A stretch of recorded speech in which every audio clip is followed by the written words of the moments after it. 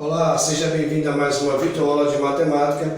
Hoje nós vamos falar uma aula de matemática do sexto ano com conteúdo super importante, que inclusive esse conteúdo é motivo de preocupação e de estresse por conta de alunos que terminam o primeiro ano, vai lá no ensino médio e ainda fica com dúvidas sobre operações com frações, tá bom? E hoje a gente vai quebrar definitivamente esse bloqueio em saber que a gente pode aprender sim as operações com frações da melhor forma possível, beleza? Vem comigo aqui. Nós vamos falar sobre as operações com frações e nós vamos começar falando de adição e subtração de fração, tá bom? Então está colocado aqui para vocês as duas condições para a gente fazer adição e subtração de fração da melhor forma possível. No primeiro momento eu tenho quando os denominadores são iguais, e aí o que é que você deve fazer quando a adição de fração tem os denominadores iguais? Você repete o denominador, soma ou subtrai os numeradores, tudo bem? Quando os denominadores forem diferentes, nós vamos tirar o MMC, o mínimo múltiplo comum,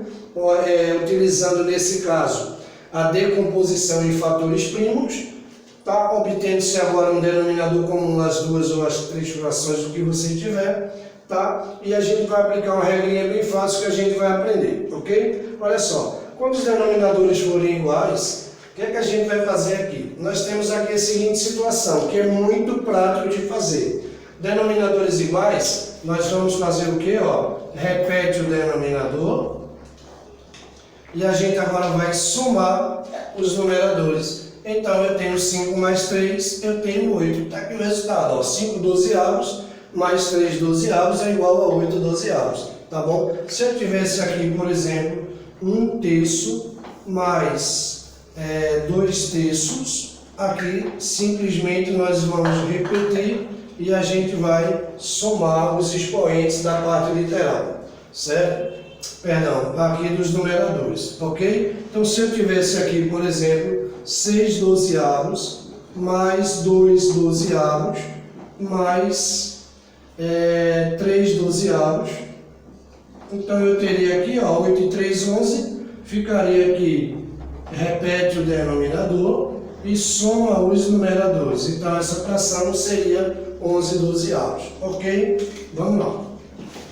Olha só, para a gente ampliar ainda mais o nosso conhecimento, nós vamos ver agora quando os denominadores forem diferentes. A gente vai usar uma regrinha bem tranquila para a gente não esquecer. Tirar o MMC dos denominadores e a gente vai usar a regrinha que é divide e multiplica. Bem fácil da gente poder entender, tá? Anota aí direitinho, divide e multiplica é uma regrinha que a gente vai aprender que é super fácil. Quando eu venho para cá, eu tiro o MMC de 3 e 5, tá? Por 3 aqui vai dar 1, repete o 5, por 5 vai dar 1, e aqui, multiplicando aqui os dois, 5 por 3 vai dar 15. O que é que significa isso agora? Significa que eu tenho exatamente aqui duas frações com o denominador agora comum. Eu igualei os dois denominadores para as duas frações. Professor, e aquela regrinha ali, divide e multiplica, super básico, super simples. O que é que a gente vai fazer? Eu vou pegar aqui a primeira, eu vou dividir por 3, o resultado eu vou multiplicar aqui por 2. Olha, 15 por 3 dá 5, 5 vezes 2, eu tenho aqui 10. Tudo bem? Vou agora para o próximo passo. Divide e o resultado multiplica. 15 por 5 dá 3, 3 vezes 1 dá 3, então coloquei aqui. Olha só, eu tenho ali em cima agora 10 quinzeavos, mais 3 quinzeavos, então eu tenho agora 3 quinzeavos. E se a gente perceber, nós estamos fazendo uma preparação quando os denominadores são diferentes, para que a gente possa utilizar a propriedade de quando os denominadores são iguais. Então, é uma forma da gente simplificar o nosso cálculo, ok? Está aqui mais um resultado para a gente poder analisar. Quando a gente tem aqui, tá? Uma subtração em que o resultado foi 2 sobre 8, e esse aqui a gente já viu, para a gente poder orientar. Tudo bem? Nós vamos falar agora de multiplicação. e divisão. Na multiplicação, não esquece, multiplica-se o numerador e os denominadores entre si, tá? Muito básico, muito simples. Na divisão, repete a primeira fração e multiplica pelo inverso da segunda. Repetindo, multiplica-se os numeradores e os denominadores entre si, repete-se a primeira fração e multiplica-se pelo inverso da segunda fração.